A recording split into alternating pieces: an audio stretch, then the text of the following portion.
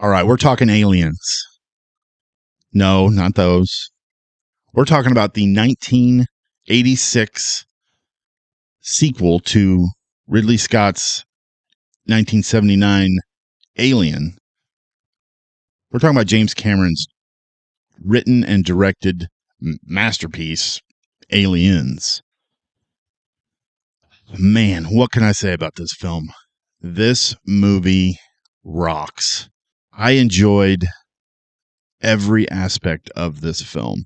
From the acting is phenomenal, the special effects still hold up, the writing is top notch, the action set pieces are tense and engaging and just plain phenomenal from the very first action set piece to the very last at the very end of the film. This movie is top notch.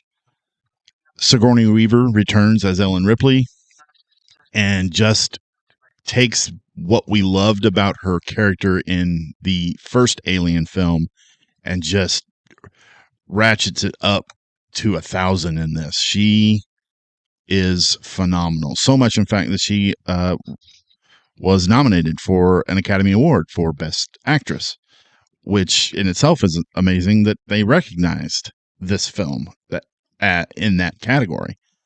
They normally don't give a whole lot of credit to this genre of film, which is sad, honestly.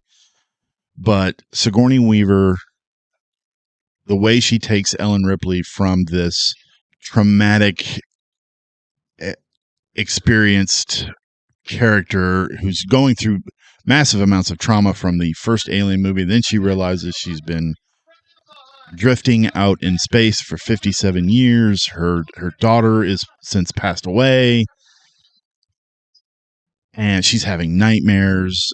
But then she transforms into this mother figure and then transforms again into a badass warrior. Ellen Ripley is one of, if not the strongest written female characters in all of film. The supporting cast is fantastic. Lance Hendrickson is Bishop.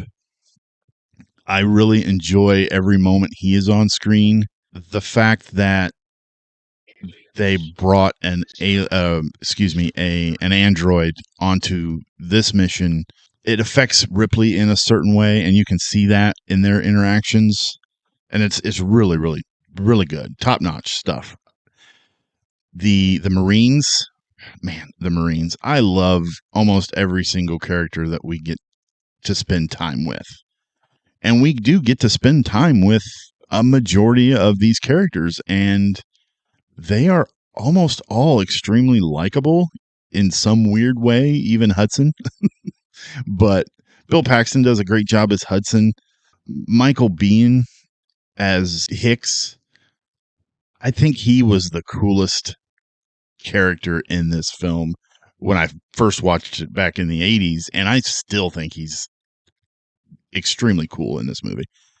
He has this type of demeanor about him, and his leadership is, it's not, I would follow this guy to the top of a volcano. He is such a great character. Paul Reiser as Carter Burke is slimy from the get-go. You don't know for sure if you should trust him, and when he's getting interrogated by Ripley and the Marines towards the middle of the film, he gets this lip sweat that is totally cool, and he sells it, the nervousness of it. He does great. Carrie Henn as Newt. She was kind of the weakest link of this film, but not in a bad way. I didn't feel like she drug anything down. Some of her line delivery was a little iffy, but other than that, I think she was a good addition to the story. My favorite thing about this movie, the aliens look so damn good. They're all men in suits, but they are lit in a way and they are shot in a way that doesn't feel like a man in a suit all the time. And the fact that we go from one alien in the original Alien movie to an army of aliens is phenomenal. The tension is ratcheted up 1,000%, especially when you hear the beep of those motion trackers when the Marines are hunting for the colonists, and when they are barricaded waiting for the dropship to come, the motion tracker beeping was a great choice for the whole tension. The special effects in this film, there's a few moments where the ship is flying into the nuclear reactor. That's a little iffy. But man, for the most part, that's the only one I can think of that's kind of doesn't age well. The miniatures are totally believable. The fact that they used big screens to project the image onto the screen, and then they had the actors doing their thing in front of that during the dropship crash was one moment. And there was another moment where Hicks and Bishop and Ripley are talking about the reactor releasing the pressure, and they're pointing out the window, and you can see this giant reactor outside. Is totally awesome because you could still see the condensation on the window, which if they had to do that green screen or blue screen, you wouldn't be able to get that condensation. It just wouldn't look right. This is totally believable. The alien queen, her portrayal here with the giant tentacle thing that's laying the egg, or the sack that's laying the egg, and just her mere presence when we first see her is still chilling. It is awe-inspiring to watch, and to think that they built this giant creature and it looks so damn good. The battle scene, the end battle with the power loader and the queen, is still just fantastic stuff. There is hardly anything at all I can say negative about this film. Like I said, that maybe a little bit of the lines sometimes don't really hit, mostly with Newt. There are some that Hudson does that just kind of come off as weird, but nothing too atrocious. Aliens is a phenomenal watch. It builds the tension so well. The action scenes are amazing. The acting is great.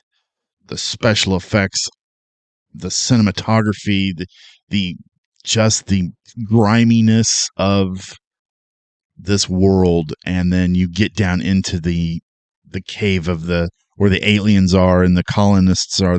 That is so fantastically gruesome and gross and scary, and I love it. This film is fantastic. If you have not seen Alien, man, you are missing out. But go out, watch this film. Totally worth your time. Now I have to go on to Alien 3. I did enjoy Alien 3 when I first watched it, and I've watched it probably within the last 10 years. I did enjoy it, but this time I'm going into it with no nostalgia. I'm putting my nostalgia aside. I'm watching it as a critic. I'm watching it with more of a critical eye than I probably ever have. Same way I did with Alien, same way I did with Aliens. I'm running through every film in the Alien franchise, with the exception of Alien versus Predator. I'm not touching either one of those two. But I'm going to watch every single Alien film in the franchise, talk about each one individually, and then I'm going to make a video about my top Alien films, rank them, man, Aliens is going to be tough to beat. I'm not even going to lie. So join me next time. We'll do Alien 3. We'll see how that holds up. So thanks for watching and have a good night.